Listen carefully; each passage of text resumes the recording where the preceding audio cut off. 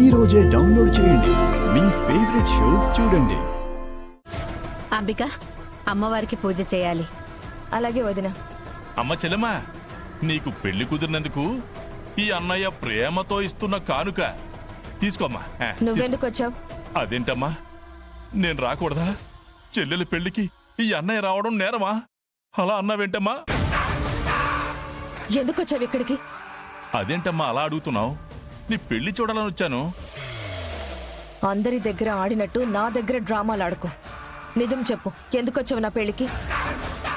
మీ అందరినీ మూకుమ్మడిగా చంపేద్దామని వచ్చాను. నువ్వు నా పెళ్లి చెడగొట్టాలని చూస్తే జైల్లో ఉన్న నీ కొడుకుని నేను లేపేస్తాను.